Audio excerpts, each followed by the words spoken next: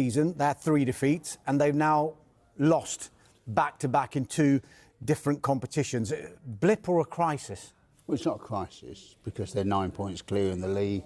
They're in the quarterfinals. Disappointed in the manner that we lost the opportunity to get back to Wembley. I think the game had many periods of... In a dramatic turn of events, Arsenal have officially parted ways with manager Mikel Arteta following a disappointing run of results that left fans frustrated and the club's ambitions hanging in the balance. The decision comes after weeks of mounting pressure on Arteta. Tuesday night in Lisbon could define this entire era at Arsenal Football Club. Let me drop you right into the moment. The Emirates faithful have just watched their side fall out of the FA Cup at the quarter-final stage, beaten by Southampton. A Southampton side, let us be very clear here, who are fighting relegation from the Premier League. A Southampton side who came to the ground with nothing to lose and everything to gain. And Arsenal, a club chasing silverware on multiple fronts, could not stop them. Mikel Arteta walked into that post-match press conference carrying the weight of a dressing room that had just been knocked out of a competition that represented one of their clearest pathways to a trophy this season. And the word he used repeatedly was disappointed, not frustrated, not angry, disappointed. That word choice tells you everything. This was not a performance where Arsenal were outplayed from start to finish. Arteta himself admitted that. There were, in his words, many periods of dominance from Arsenal's side. They generated chances, they created situations, they controlled large portions of the game. But here is the brutal truth about football at this level. Dominance without execution is just a statistic. And on the night that mattered most, Arsenal did not capitalise. Now let us establish exactly what was at risk here. This was an FA Cup quarter-final. A Wembley semi-final place was the prize. And not just any semi-final. Arteta himself referenced the opportunity to get back to Wembley. That phrase, get back, tells you that the club had been there before this season and felt the pain of losing. The desire to return was opponents punish you. Southampton punished Arsenal. And now in the Champions League, Arsenal will face opponents who are even more clinical. This is the part of the story that I think deserves more attention than it has received in the immediate aftermath of the result. Gabriel Magalhaes left the pitch during the Southampton match with a physical problem. Arteta confirmed he felt something. The manager said he did not know exactly what it was at that point. He confirmed that excuse becomes a reason.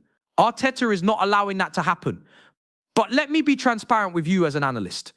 The reality is that the squad has played an enormous number of matches. Arteta himself acknowledged that some players probably did not need to be on the pitch that night. He referenced 51 games played across the season. That context does not excuse the result. But it does explain why careful squad management and rotation are going to be absolutely critical in the weeks ahead.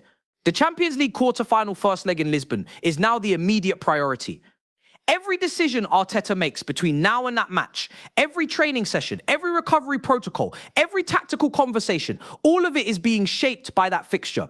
There was a fascinating question put to Arteta in the press conference, and I want to spend a moment on it because it genuinely enriched the conversation.